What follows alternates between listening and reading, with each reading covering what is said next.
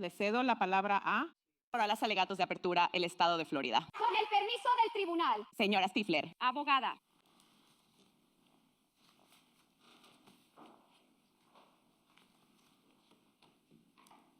El vecindario Sanctuary en Jacksonville Beach, Florida, es exactamente lo que sugiere su nombre.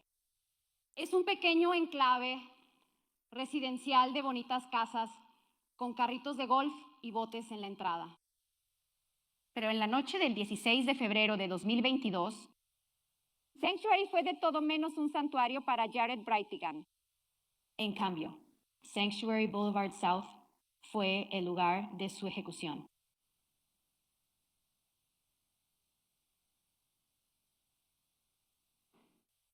Jared acababa de dejar a 2 hijos que compartía con su exesposa, Shanna Gardner, en su casa en Marsh Inlet, a unas 2 millas y media al norte de lo que sería el lugar de su muerte. Su esposa, la SRA, Gardner, vivía ahí con su nuevo esposo, decusado, Mario Fernández. Jared dejó a sus hijos y estaba de regreso a su casa en Nocatee, donde vivía con su nueva esposa, Kirsten Braitigan, y sus 2 hijas. Una de sus hijas. Su hija de 2 años, Bexley Braitigan, estaba en el auto con él.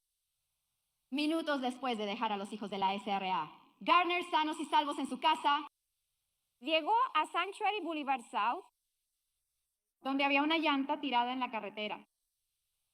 Una calle residencial oscura, rodeada de árboles a ambos lados, con 2 guarniciones altas a cada lado, de un solo sentido hacia el sur, una línea de árboles, y de un solo sentido hacia el norte. Puso su vehículo en estacionamiento, encendió las luces intermitentes y salió de su auto para mover la llanta. Una figura salió de la oscuridad con un arma de fuego y disparó 4 balas de 10 milímetros, 2 de las cuales entraron en el vehículo. Compartimiento de pasajeros, a centímetros de donde la pequeña Bexley Braitigan de 2 años estaba asegurada en su asiento para auto. 2 de esas balas impactaron a Jared Braitigan. Terminó boca abajo sobre el pavimento de esa carretera fría y oscura. Él se quedó ahí y Bexley Braitigan permaneció asegurada en su asiento de auto. Un asiento diseñado para mantenerla segura y sostenerla. Incapaz de moverse durante casi 7 minutos hasta que alguien llegó. Debido a sus heridas, Jared no pudo levantarse y no pudo alcanzarla. La peor pesadilla de cualquier padre. Morir sin saber si alguna de esas balas había alcanzado a su hija. Morir sin saber si ella estaba a salvo. La persona que le disparó a Garrett desapareció en la oscuridad. No hubo testigos aparte de Bexley. Nada. 7 minutos después de esos disparos, los vehículos empezaron a acumularse detrás del vehículo detenido de Jared. 2 personas, Shane Borgia y Janelle Cruz, pasaban por la zona. Ellos se bajaron de su vehículo y se acercaron al auto de Jared, que tenía la puerta del conductor abierta y las luces intermitentes encendidas. Shane vio el auto, las luces intermitentes, y a Jared tirado boca abajo sobre el asfalto. Pensó que podría ser un accidente automovilístico hasta que vio toda la sangre y hasta que vio a Bexley en su asiento para auto. La desabrochó, la sacó y se la llevó a Janelle. A pesar de tener solo 2 años y medio, Bexley era una niña que se expresaba muy bien y era inteligente. A pesar de que era una noche cálida para ser febrero, ella estaba temblando. Le dijo a Janelle: Algo le pasó a mi papi. Escuché unos estallidos muy fuertes. Mi papi está herido. Mi papi está en el suelo. Ella la preguntó. ¿La policía va a ayudar a mi papi? Bueno, la policía llegó y desafortunadamente no pudieron ayudar a Jared.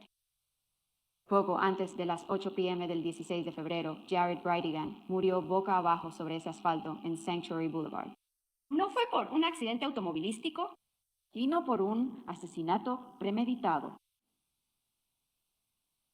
Una emboscada contra un objetivo específico, una emboscada táctica planeada con una llanta en el camino en un lugar oscuro donde nadie vería y nadie sabría y nadie lo relacionaría con los responsables. Por un solo propósito. Para matar a Jared Brightigan. Un asesino en la oscuridad que fue elegido, Contratado. reclutado para ese propósito. Y luego desaparecer en la noche. Sin dejar rastro de que alguna vez estuvo ahí. Ningún vínculo con Jared aparte de ser la última persona que vio en la Tierra. Y ningún rastro que conduzca a las personas que planearon y financiaron el asesinato de Jared. Los autores intelectuales del asesinato de Jared Brightigan pretendían que fuera el crimen perfecto. Y casi lo fue. No hubo testigos, pero había vigilancia desde el aire.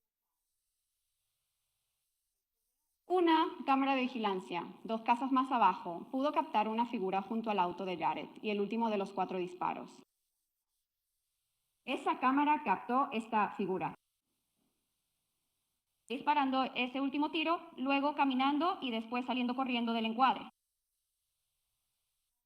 Ahora, estando aquí en esta sala del tribunal 4 años y medio después, parece obvio, no hace falta decirlo, que esto fue una emboscada, que fue un ataque dirigido. Pero esa noche no era tan obvio. Oficiales del Departamento de Policía de Jacksonville Beach respondieron, Eran jóvenes. No tenían experiencia con homicidios.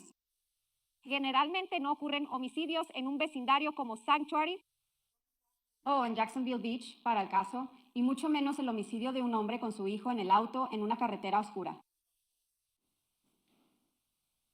Lo que escucharán es que comenzaron una investigación que duró años. Usaron tecnología de punta y también el trabajo policial tradicional yendo de puerta en puerta. Un hombre ejecutado frente a su hijo por un fantasma en la oscuridad. Lo que sí quedó claro esa noche fue que la manera y el método de la muerte de Jared no eran consistentes con un robo. El anillo de bodas de Jared, su Apple Watch, su teléfono y sus tarjetas de débito estaban todos en la escena. Bexley no sufrió ningún daño. Ese vídeo, el audio de los disparos y el vídeo de esa persona caminando tranquilamente y luego corriendo hasta desaparecer, no mostraron ninguna disputa. No se escucharon voces. No había indicios de un incidente de furia al volante. Y luego estaba esa llanta. La vigilancia de la que hablé mostró que antes de la muerte de Jared, minutos antes, el tráfico había estado pasando sin obstáculos por esa área. Lo que significa que el asesino colocó esa llanta en la carretera segundos antes de que Jared Brightigan llegara ahí. Esa llanta era una trampa. Y esa carretera en Sanctuary, a diferencia de otras, con esos 2 guarniciones altas y el bosque a ambos lados, muy oscura, sin alumbrado público en ese momento, sin cámaras, sin negocios y sin casas en las inmediaciones de esa carretera. A unos metros del acceso a J. Turner Butler. Era en oscuro. Poner una llanta en la carretera de esa manera prácticamente garantizaría que alguien tendría que detenerse y moverla del camino, en lugar de arriesgarse a pasar por encima de esas guarniciones altas con esos bosques a ambos lados. La llanta era la trampa para hacer que se detuviera, para que saliera del auto, para dejarlo vulnerable y expuesto. Y esa llanta fue tan arma homicida en la muerte de Jared Brightigan como el arma de fuego que disparó esas balas. Así que el video de vigilancia de la policía, la figura en la noche, el odio de una serie de disparos, bang, bang, bang, bang. Constante, consistente. Todo eso combinado esa noche les hizo saber a los policías que lo que estaban enfrentando aquí no era algo al azar. Esto fue intencional. Este asesinato fue personal. Así que la pregunta que se hacía la policía esa noche. ¿Quién en el mundo quería a Jared Brightigan muerto? ¿Quién tenía el motivo? ¿Quién se beneficiaría de su muerte? Y durante años de investigación, esa respuesta y la razón por la que todos ustedes están aquí en la corte hoy, Shanna Gardner, su ex esposa y su nuevo esposo, acusado, Mario Fernández, Como la SRA, Mizrahi les dijo la semana pasada durante la selección del jurado, el estado de Florida ha acusado a Mario Fernández de 2 delitos. Asesinato premeditado en primer grado. Instigación para cometer un delito capital. Ahora la carga recae sobre el estado de Florida para probar estos cargos más allá de toda duda razonable. ¿Aceptamos esa carga? Haremos eso durante la próxima semana y media presentando pruebas en forma de elementos de prueba y testimonios de testigos. Tendrán la ley según las instrucciones del tribunal. Tienen una cosa más, igual de importante que esas dos que traen con ustedes a esta sala y de regreso a la sala de deliberación. ¿Eso es su sentido común? Se darán cuenta muy rápido del mismo hecho que se les hizo evidente a esos investigadores hace años. Nadie en el mundo realmente quería que Jared Brightigan muriera. Nadie en el mundo realmente se benefició de su muerte. Nadie en el mundo realmente tenía un motivo para matarlo, excepto Gardner y Fernández. Un poco de contexto. Shanna Gardner y Jared Brightigan se casaron muy jóvenes después de un noviazgo breve. Ambos eran miembros de la Iglesia de Jesucristo de los Santos de los Últimos Días, que tal vez conozcan como la Iglesia Mormona. Se casaron, tuvieron hijos gemelos, se mudaron de Utah a varios lugares del país y terminaron en Jacksonville, Florida, porque uno de sus hijos tenía una afección cardíaca y necesitaba vivir al nivel del mar. Jared era muy religioso. Él quería criar a los niños en la iglesia. En algún momento durante su matrimonio, la SRA, Gardner comenzó a cuestionar su religión. Él la quería dejar la iglesia. No quería criar a sus hijos de la misma manera en que ella fue criada en la iglesia. Tuvieron conflictos. Se divorciaron. Y después de que pasó algún tiempo, la amargura de ese divorcio nunca desapareció. La relación entre ellos siguió siendo muy amarga, a pesar de que ambos se volvieron a casar después. Jared Brightigan se volvió a casar con Kirsten Brightigan en 2017 y Shanna Gardner se casó de nuevo con este acusado Mario Fernández en 2018. Mario Fernández y Shanna Gardner se conocieron en un gimnasio. Ella tomaba clases de ejercicio y entrenaba. Él era el encargado de mantenimiento. Él creció en Jacksonville. Ella creció en una familia muy adinerada en Utah. Tuvieron un noviazgo muy corto y luego se casaron. Y su matrimonio no fue necesariamente por amor verdadero, sino por conveniencia. Fue un trato. Sus palabras, no las mías. Escucharás que él le dijo a la policía que se casó con la SRA, Gardner, para ayudarla con los niños, para ayudarla con la situación de Jared, y que celaron el trato cuando él habló sobre su matrimonio. Las dos parejas criaban a los hijos juntos. Ya lo hicieron. De manera amistosa. Verás los documentos judiciales. Verás que estuvieron metidos en tribunales durante años. Grandes problemas, tratamiento médico, a qué escuela iban los niños, pequeños problemas. ¿Quién va a pagar esto? ¿Quién va a pagar aquello? Pédalo por todo. Puede teñirse el cabello. ¿Quién paga el tanque de oxígeno? Llegaron al punto en que los cuatro solo se comunicaban por escrito. Juntas de padres y maestros por separado. Citas médicas por separado.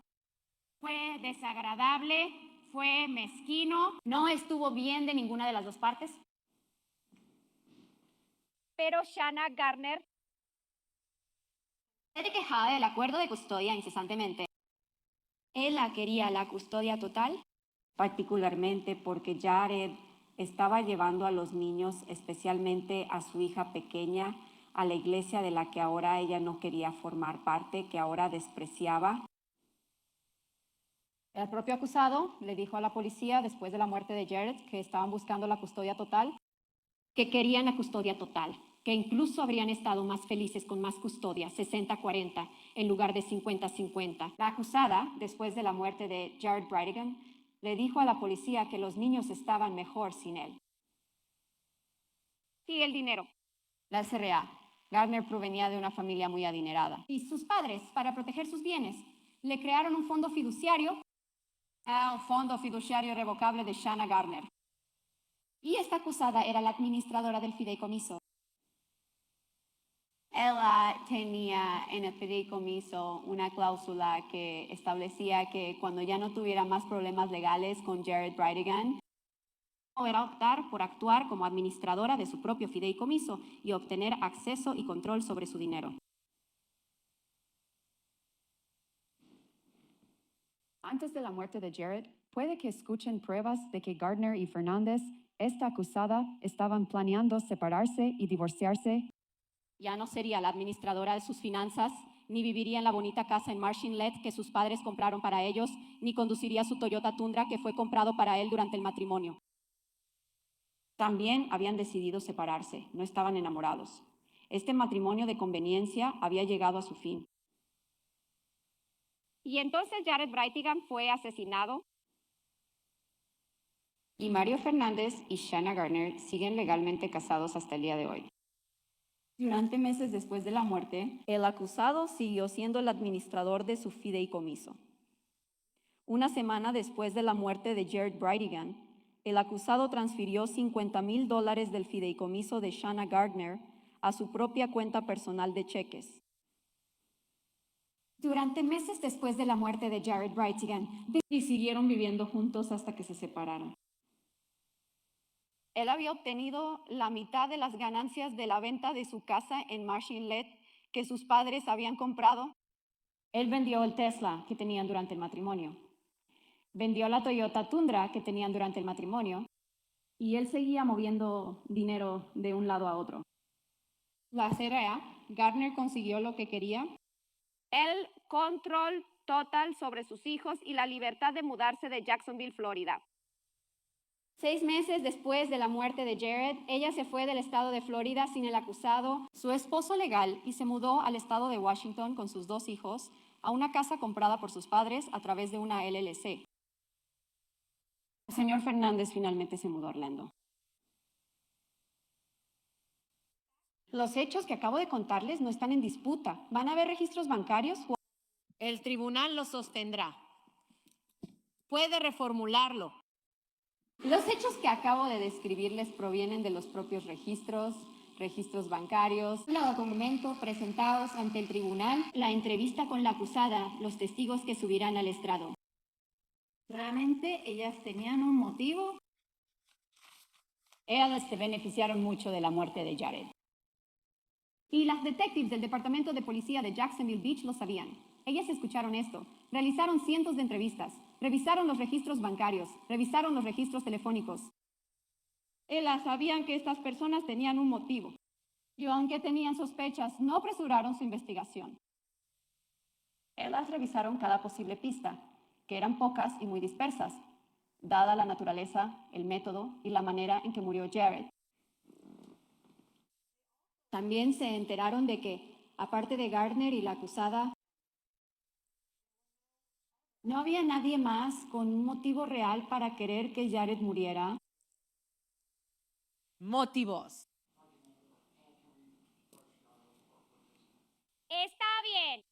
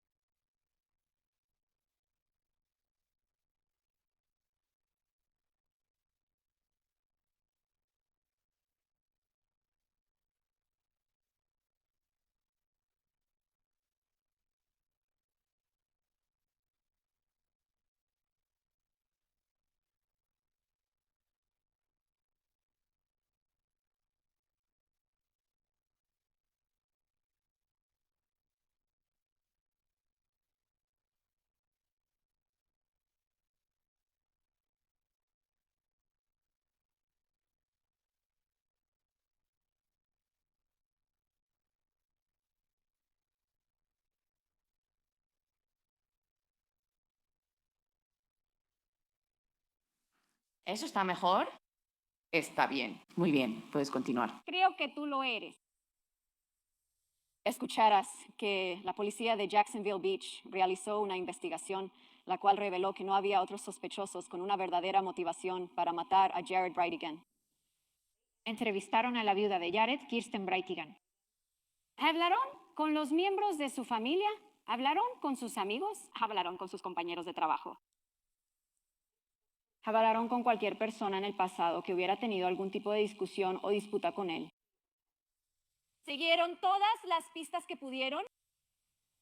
Fueron a su casa. Consiguieron su laptop del trabajo, su disco duro, su laptop personal, su teléfono. Esta extraña información la descargaron. Su viuda, la señora Brightigan, le proporcionó a la policía las contraseñas y el acceso. Ella los dejó entrar a su casa y les mostró dónde su esposo guardaba sus armas de fuego.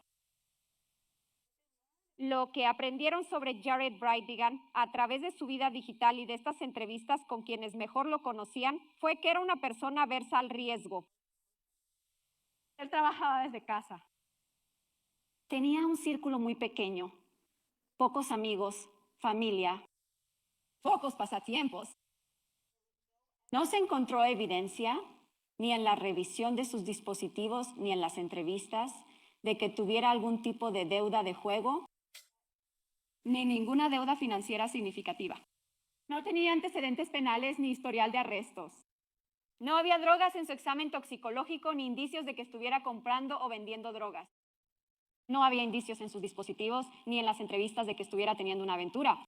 Que tuviera una disputa prolongada con alguien, salvo con ellos. No salía de fiesta, no viajaba. Vivía en Nocate, trabajaba desde casa.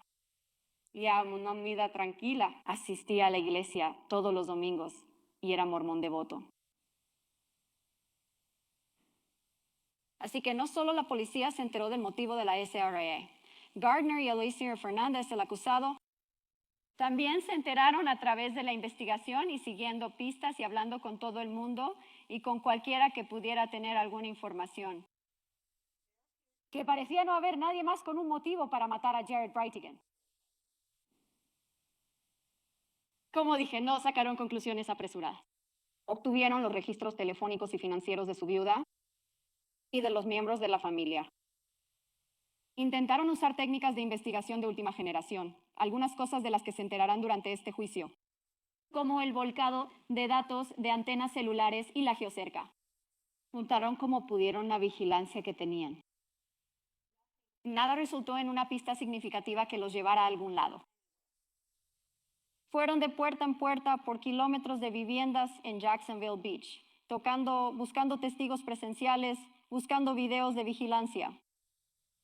Nadie vio el asesinato. Nadie pudo darles una descripción del sospechoso. No tenían nada más que una silueta borrosa en la pantalla. Tenían la forma en que ocurrió la muerte, lo que indicaba que esto era personal y dirigido específicamente. Y tenían algunas otras cosas que el asesino había dejado atrás, muy pocas.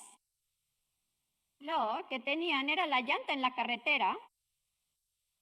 La llanta tenía un ring que pudieron identificar a través de los registros de OPM, registros del fabricante, que pertenecía a una Ford F-150. Y cuando se enteraron de eso, empezaron a revisar las cámaras de vigilancia. Encontraron el vehículo de Jared, la VW Atlas negra, que era el vehículo que él manejaba.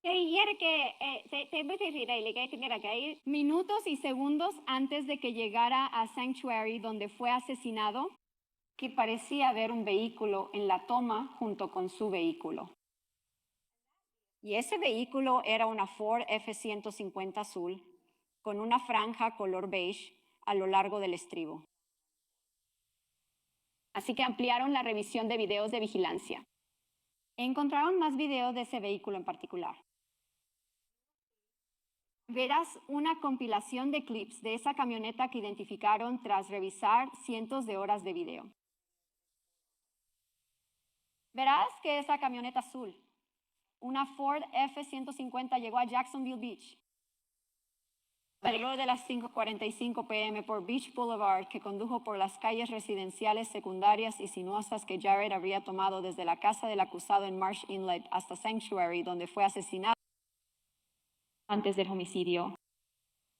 que condujo por Sanctuary Boulevard South. Ese mismo ojo en el cielo que captó esa figura milagrosamente también se activó cuando alguien sacó la basura. Que captó una Ford F-150 azul con estribos color beige conduciendo por Sanctuary una hora antes del asesinato, reduciendo la velocidad y casi deteniéndose justo en el lugar donde Jared sería asesinado una hora después. Captaron ese auto regresando, dando vueltas y luego entrando al acceso de un complejo de departamentos. Una zona llamada Pablo Hamlet en Cheddar, una calle al norte de la escena del homicidio en Jacksonville Beach, una calle donde esta camioneta azul, que fue vista reduciendo la velocidad en la escena del homicidio y luego alejándose de la escena poco después de que Jared fue asesinado. Esperó durante un periodo de aproximadamente 20 minutos antes de la muerte de Jared. Y esta calle Cheddar, esta zona de Pablo Hamlet, no es cualquier lugar en Jacksonville Beach. Está exactamente a una calle de distancia y justo detrás de esa casa en Marsh Inlet, donde vivían Shanna Gardner y Mario Fernández. Los detectives dieron seguimiento a esas imágenes de vigilancia de la camioneta azul. La vieron frente a Jared segundos antes de su muerte. Parecía moverse rápido como si intentara poner distancia entre sí y el vehículo de Jared, como si intentara ganar tiempo. Quizás para poner una llanta y tender una trampa. Ese vehículo azul fue visto conduciendo hacia el norte, alejándose de la escena del homicidio después de los disparos. Esa camioneta azul fue vista antes del homicidio en las cámaras de vigilancia con lo que parecía ser un objeto en la caja, consistente con una llanta. A las 6:41 p.m. en Grande Boulevard, una cámara captó esa camioneta con la llanta en la parte trasera. A las 7:54 minutos después del homicidio, esa misma cámara en Grande captó esa camioneta, esta vez yendo hacia el norte, alejándose de la escena del homicidio. Y esa llanta ya no estaba en la caja de la camioneta. Las detectives sintieron que esta era la primera pista real. Este vehículo era un modelo antiguo, era una camioneta azul con una franja color beige en la parte inferior. Era lo suficientemente única como para que pudieran avanzar con eso, podían difundirlo. Publicaron una foto para el público, pidieron desesperadamente información, le pidieron a la gente que llamara. ¿Alguien ha visto esta camioneta? Porque la grabación de vigilancia era demasiado borrosa para distinguir la placa o incluso el estado de la matrícula. Y en ese momento Jacksonville Beach no tenía lo que llamamos lectores de placas. Todo lo que tenían era la marca, el modelo y una apariencia general. Pero no llegó ninguna pista legítima. Y la pista sobre la camioneta se enfrió por un tiempo. La otra prueba que el asesino dejó atrás fueron los casquillos expulsados del arma de fuego utilizada para matar a Jared Bardigan. Cuando disparas una pistola semiautomática o cartucho o lo que en términos sencillos solemos llamar bala o munición, el proyectil es expulsado y el cartucho o casquillo, como algunas personas lo llaman, es expulsado. En este caso, el asesino se llevó el arma cuando huyó, pero no recogió los casquillos. Así que esos 4 casquillos de 10 milímetros quedaron en la escena del homicidio. Y los detectives tenían algo con lo que trabajar ahí. Porque aunque hay cartuchos de 10 milímetros que se fabrican y distribuyen, no es el calibre de arma de fuego más común. No es como una 9 o una 40.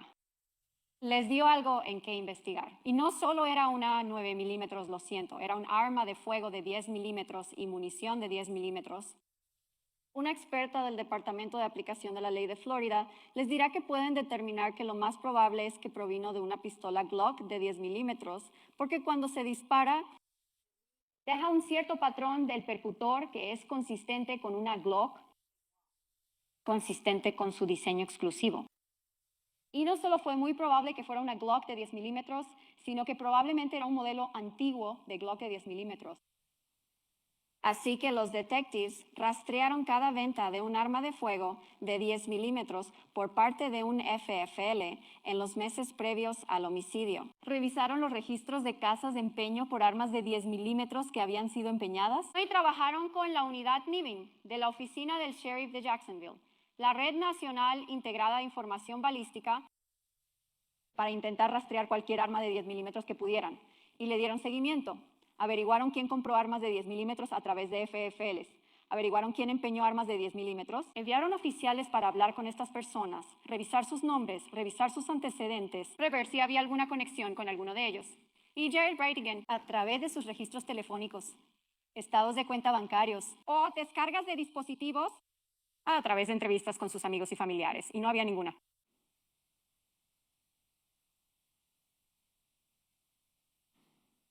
Y por último, tenían la hora y el lugar de la muerte de Jared como una pista, aunque no era una prueba física.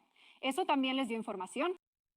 Porque el camino que Jared Brightigan tomó desde Marsh Inlet hasta Sanctuary es un camino sinuoso a través de una zona residencial, es un atajo. Y menos que vivas en el vecindario o lo conozcas, lo más probable es que no tomes esa ruta en auto. Y sabían que la llanta no había estado en la carretera hasta momentos antes de la muerte de Jared. Así que sabían que el asesino tenía que haberlo sabido. Uno, que Jared Brightigan estaría en Jacksonville Beach esa noche, aunque él vivía y trabajaba en Nocatee. Dos, que él estaría conduciendo un VW Atlas negro. Y tres, que él estaría pasando por Sanctuary en ese momento exacto, en el momento correcto. El momento correcto para el asesino para ejecutar su plan y ejecutar a Jared. Y no había tantas personas en el mundo que supieran que Jared Brightigan estaría en Jacksonville Beach esa noche de miércoles 16 de febrero de 2022 aproximadamente a esa hora. Pero algunas personas sí lo sabían, incluyendo a Shanna Gardner y al acusado, Mario Fernández. Porque parte de su acuerdo de custodia para este régimen de custodia compartida 50-50 era que en la semana en que los padres no tenían a los gemelos, a ellos tendrían una noche especial con ellos. Así que en las semanas en que los gemelos estaban con Gardner y Fernández, Jared Brightigan venía a Jacksonville Beach, recogía a los gemelos y los llevaba a cenar. Y lo llamaban su noche especial. Y siempre era los miércoles por la noche, cada 2 miércoles. Y siempre era más o menos a la misma hora, entre las 6:30 y las 8 de la noche. Así que el asesino tuvo que haber sabido sobre su noche especial o que Jared estaría ahí esa noche. Porque el 16 de febrero de 2022 fue un miércoles por la noche y era su noche especial. Por eso él estaba ahí recogiendo y dejando a los niños. Y el asesino tuvo que haber sabido que Jared estaría en su VW Atlas negro. Y para poder matar a Jared Brightigan y no dejar testigos, el asesino habría sabido que Jared estaría con su hija Bexley, pero que su esposa, Kirsten Brightigan, no estaría con él. Que ella había dado a luz a su segunda hija hace 6 meses y que no había estado teniendo salidas en pareja durante los últimos meses. Así que el asesino tenía una camioneta azul, una llanta, un arma de fuego de 10 milímetros, información sobre el paradero de Jared Brightigan para poder llevar a cabo con éxito el plan para matarlo.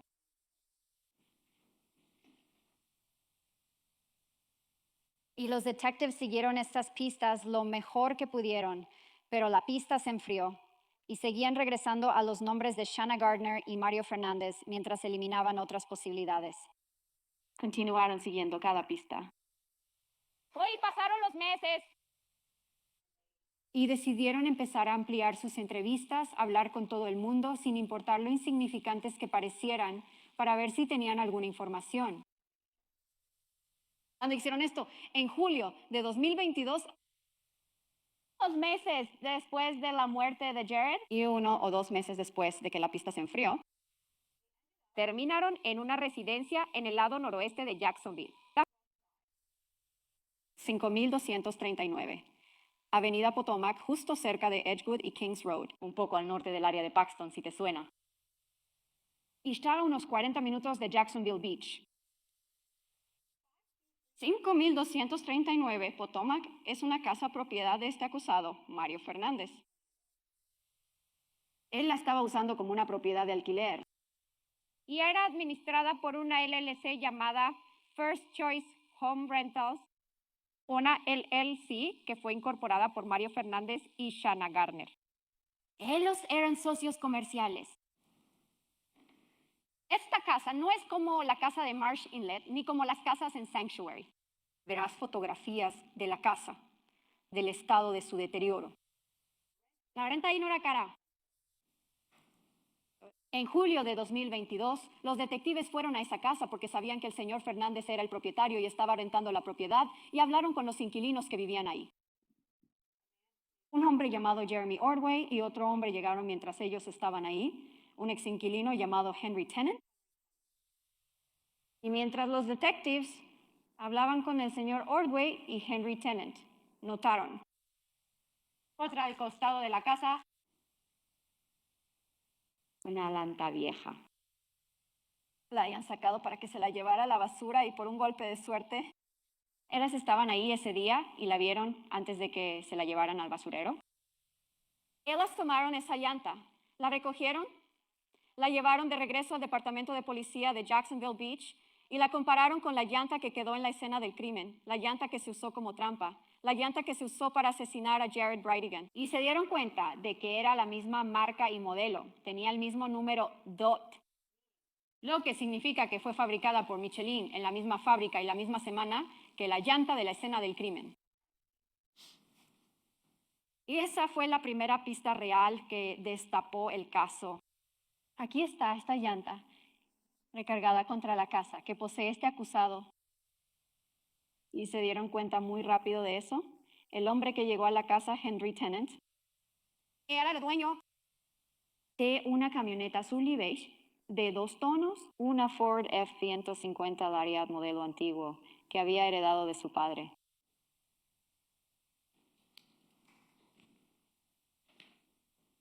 ¿Quién es Henry Tennant? Ojalá pudiera tener la foto.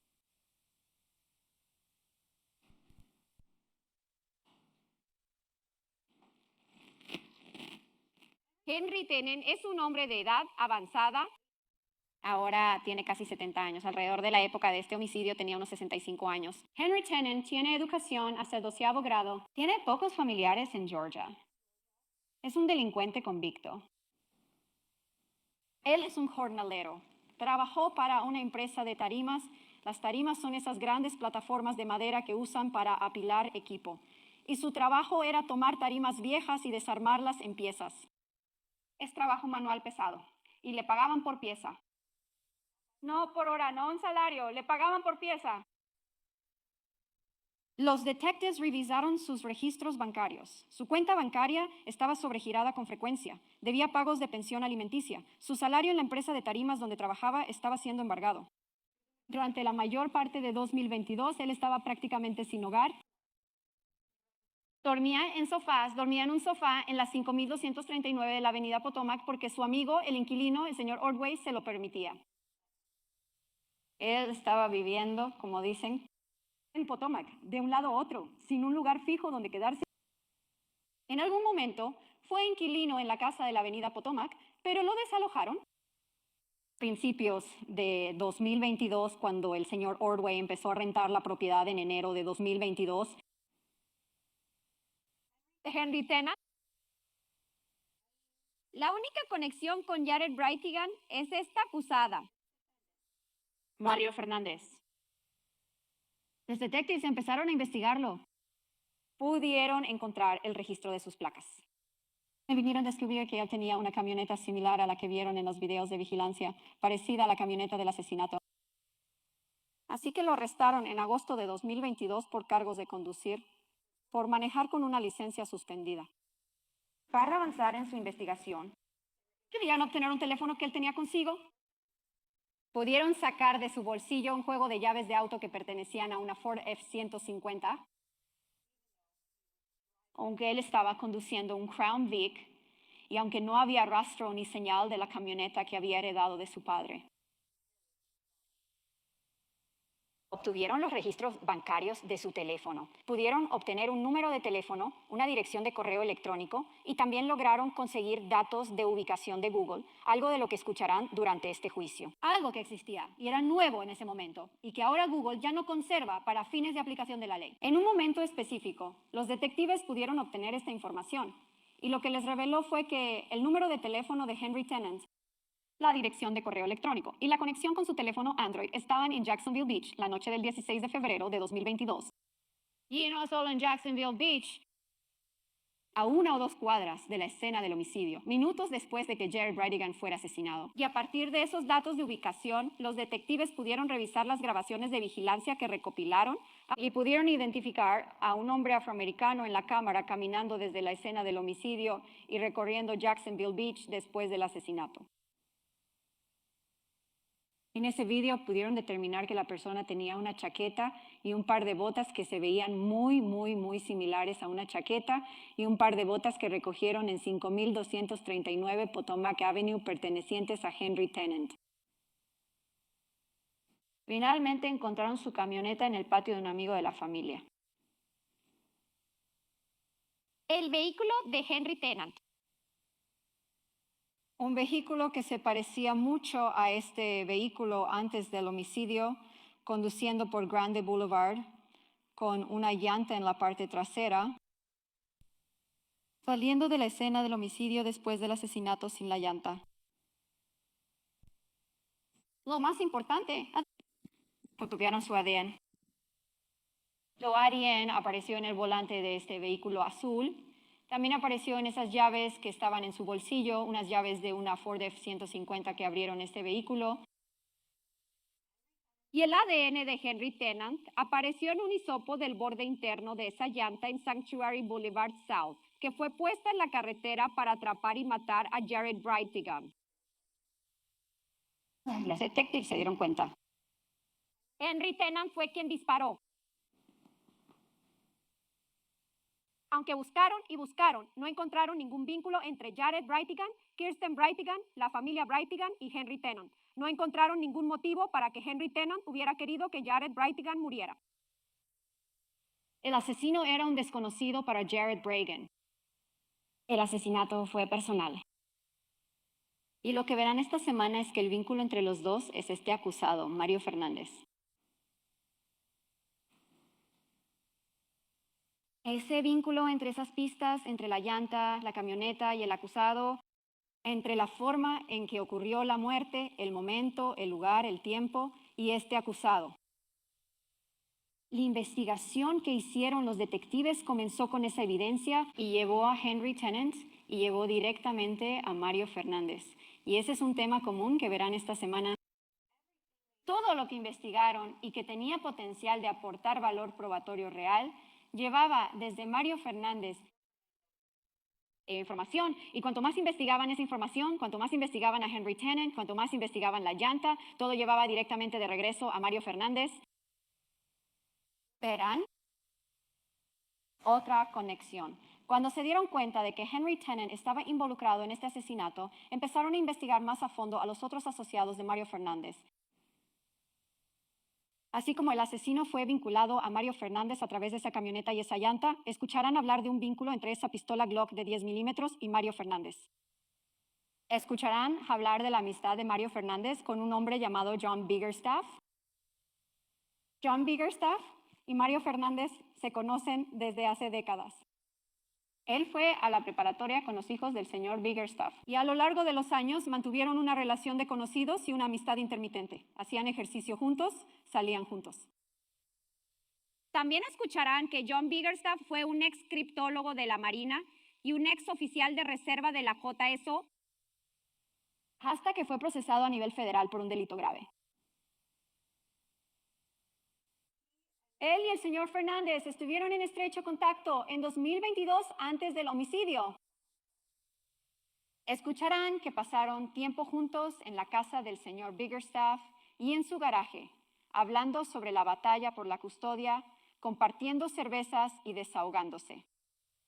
Escucharán que John Biggerstaff es la persona a la que Mario Fernández llamó después de enterarse del asesinato de Jared Brightigan, Uno de sus primeros contactos, una de sus primeras llamadas fue a John Biggerstaff en las primeras horas de la mañana del 17 de febrero, después de que la policía les informara que Jared Brightigan había sido asesinado.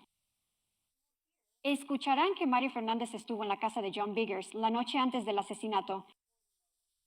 Del 15 de febrero hasta las primeras horas de la mañana del 16 de febrero. Y escucharán que Mario Fernández pasó el 17 de febrero, el día después del asesinato de Jared, con John Biggers. Y esto es significativo porque cuando John Biggers fue condenado por un delito grave y fue despedido de GSO, tuvo que entregar sus armas de fuego y las entregó a su hijo, Juan Biggers. Una de las armas de fuego que entregó fue una pistola Glock modelo antiguo de 10 milímetros. Así que los detectives investigaron, hablaron con el señor Biggerstaff, hablaron con su hijo Juan, rastrearon los registros de compra, estaban tratando de encontrar esta arma de fuego. Escucharán al experto del Departamento de Cumplimiento de la Ley de Florida. Si tienes casquillos de bala dejados en la escena y tienes un arma de fuego, puedes hacer una prueba de disparo, puedes comparar esos casquillos y puedes determinar científicamente si los casquillos en una escena provienen de un arma determinada. Así que la policía obviamente quería obtener la Glock de 10 milímetros del señor Biggerstaff para ver si era el arma utilizada para matar a Jared Brightigan o no. Y hasta el día de hoy no han podido hacerlo porque el señor John Biggerstaff y su hijo Juan Biggerstaff han olvidado dónde está esta arma de fuego. Simplemente no lo saben. No pueden presentarla. No pueden decirle a nadie dónde está. No hemos podido encontrarla ni probarla para ver si esa fue o no el arma de fuego utilizada para matar a Jared Brightigan. Un arma que no tenemos. Ford, el amigo cercano del acusado, con quien estuvo el día antes y el día después del asesinato, no puede presentar su arma de fuego Glock de 10 milímetros. Y al igual que Henry Tennant, John Biggerstaff no tiene ninguna conexión con Jared Brightigan, ni con Kirsten Brightigan, ni con la familia Brightigan. Otra prueba que encontramos al empezar con Mario Fernández, que nos llevó directamente de regreso a él. Otro vínculo entre dos personas que son desconocidas para Jared Brightigan y esta acusada. Estos vínculos o coincidencias, como podría llamarlos la defensa durante este caso, son numerosos. Jared no tenía ninguna conexión con Henry Tennant, pero alguien tuvo que decirle en qué vehículo estaba. Henry Tennant no tiene ninguna conexión con el vecindario Sanctuary, pero esta ruta era específica. Esta emboscada fue premeditada, dado que hay evidencia de que ese camión ya había pasado por ahí antes del asesinato. Alguien tuvo que haberle mostrado a dónde ir. Henry Tennant no habría sabido de su salida en Pared, a menos que alguien se lo hubiera dicho. Y Henry Tennant casualmente mató a Jared Brightigan con una pistola Glock de 10 milímetros, un arma relativamente inusual que alguien tuvo que haberle dado. Henry Tennant, un inquilino de Mario Fernández, casualmente mató a esa única persona. Estaba entre este acusado y permanecer en su matrimonio y beneficiarse de ese matrimonio con Shanna Gardner. Y estaba entre la SRA Gardner y su capacidad de controlar su propio dinero, controlar su libertad y controlar a sus hijos. Esas son las coincidencias, como podrían llamarlas, de las que escucharán en las próximas 2 semanas. Y la acusada y la SRA Gardner se beneficiaron de la muerte de Jared Brightigan. Al igual que Henry Tennant, también escucharán pruebas de que cuando recuperaron la camioneta de Henry Tennant, dentro de la camioneta había 3 talones de cheque aún juntos con marcas numéricas. Y la policía pudo revisar los registros bancarios de Henry Tennant, encontrar esos números de cheque y ver que Henry Tennant, en marzo y abril de 2022, semanas después de la muerte de Jared, depositó 3 cheques escritos por Mario Fernández, el acusado. Depositó un cheque de $2,000 con el concepto de jardinería. Depositó un cheque de $3,000 con el concepto de mantenimiento del techo. Y depositó un cheque de $5,000 escrito por este acusado a nombre del tirador. Decía Kickstarter. Buena suerte, signo de exclamación, punto.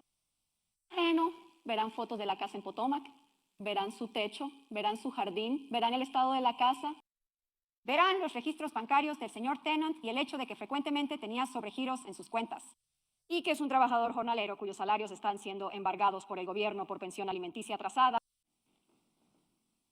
No escucharán ninguna evidencia de las descargas de los teléfonos o cuentas de Google de Henry Tennant que indique que alguna vez tuvo un Kickstarter. Y verán muy rápido que no hay manera de que estos sean pagos legítimos.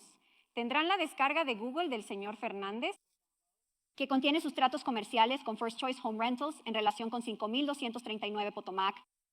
Y verán la diferencia entre los gastos legítimos que él está entregando a empresas LLC y a las compañías de aire acondicionado, con facturas, presupuestos, horarios programados y correos electrónicos, en comparación con estos cheques que simplemente aparecieron mágicamente de la nada. Por $10,000 a un hombre que gana $15,000 al año desarmando tarimas. Estos cheques eran una forma de ocultar dinero para un asesinato, escondido a plena vista para que pareciera legítimo, con la esperanza de que Henry Tennant nunca fuera identificado y que nadie investigara tan a fondo. Nadie durante este juicio va a poder subir al estrado y contarles sobre las conversaciones entre Henry Tennant y Mario Fernández respecto a este asesinato. Henry Tennant ha sido acusado. Él no testificará como testigo, ni tampoco la SRA, Gardner. Y escucharán pruebas de los registros telefónicos que muestran que Henry Tennant, a pesar de no ser inquilino del señor Fernández, después de enero de 2022, tuvo múltiples mensajes de texto y llamadas telefónicas con el acusado en febrero y marzo de 2022, cuando ya no era inquilino. Múltiples llamadas y mensajes de texto. Estoy hablando de 70 mensajes de texto y llamadas en febrero de 2022.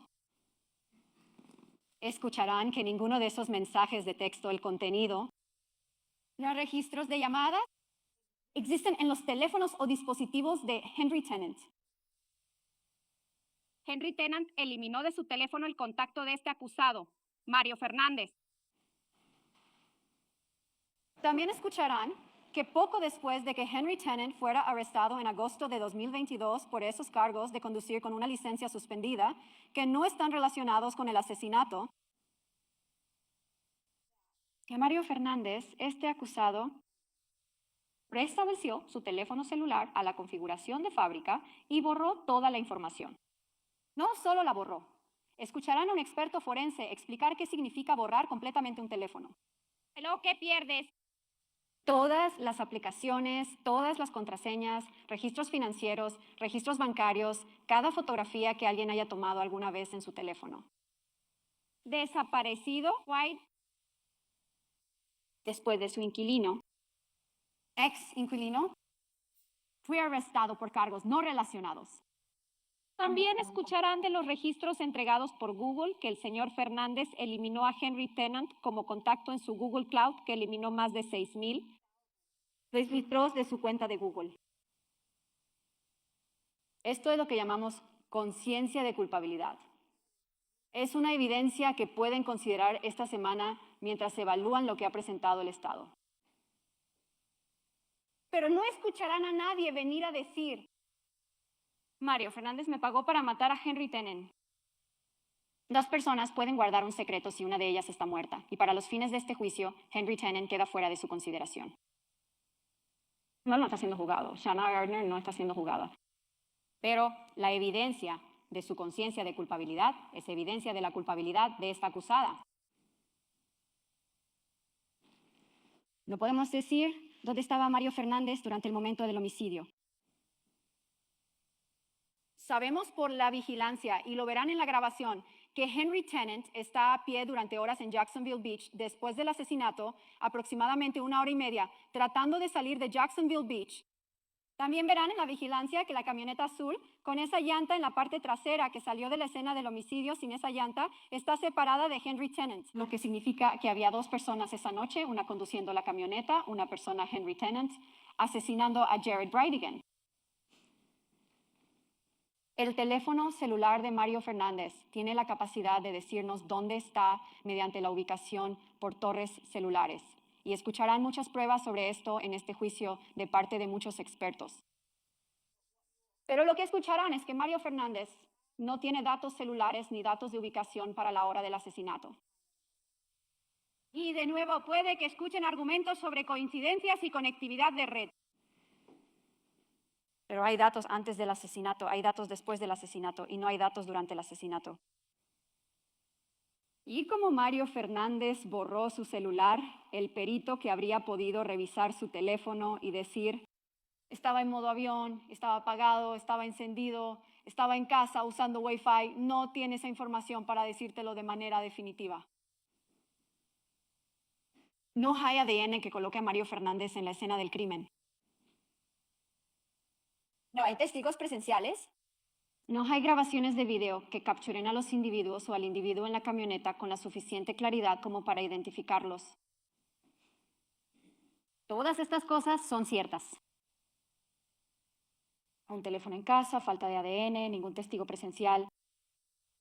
Pero no puede cambiar el hecho de que no hay ninguna conexión entre el tirador y Brightigan aparte de esta acusada. No puede cambiar el hecho de que esta acusada le pagó a un hombre $10,000 por un trabajo que no se realizó y por un Kickstarter que no existe. También escucharán sobre algunas actividades en el teléfono de la acusada y en el teléfono del señor Tennant antes del asesinato. Sobre un viaje. Que el teléfono de Tennant hizo al condado de St. John's, a Nocatee, a la calle donde vive Jared Brightigan 2 semanas antes del homicidio. Un viaje en una camioneta azul de 2 tonos desde Potomac hasta la casa de Jared Brightigan, luego a la escena del crimen y de regreso a Potomac. Un viaje que Henry Tennant hizo mientras el teléfono de Mario Fernández estaba en la casa de la avenida Potomac sin ser usado, permaneciendo estacionario en el área de cobertura de una sola torre celular. No hay ningún vínculo entre Henry Tennant y Jared Brightigan, aparte de esta acusada. Hoy comencé mi declaración inicial describiendo los últimos momentos de la vida de Jared Brightigan y los últimos momentos que Bexley Brightigan tuvo con su padre mientras lo veía morir. Comencé de esa manera para recordarles por qué estamos aquí. El señor Dreiser habló durante la selección del jurado sobre este caso, la atención de los medios y la popularidad de los veredictos. Un juicio se trata de la capacidad del Estado para probar una acusación más allá de toda duda razonable con pruebas, no con emociones, con hechos, no con sentimientos. Pero esto no es un podcast de crímenes reales. Esto no es un programa de televisión, esto es la vida real. Y la razón por la que empecé de esa manera es para que eso no se te olvide esta semana. Que un hombre fue borrado de la faz de la tierra frente a su hija y murió de una manera terrible. No digo esto para exaltarlos. Digo esto para que recuerdes por qué estamos aquí. Nuestro trabajo es probar el caso más allá de toda duda razonable. El trabajo de la defensa es defender a su cliente. Tuesday, trabajo es emitir un veredicto que sea coherente con la ley y la evidencia. Ustedes responderán esas 2 preguntas que el señor Mizrahi mencionó. ¿Se cometió un delito? ¿El acusado lo hizo? ¿Mario Fernández tenía la intención de que Jared Brightigan fuera asesinado? ¿Y él incitó, causó, animó, ayudó, contrató o solicitó que lo hiciera? ¿Fue él partícipe en la muerte de Jared Brightigan? Y esa es la pregunta que deben responder con la evidencia, la ley y su sentido común.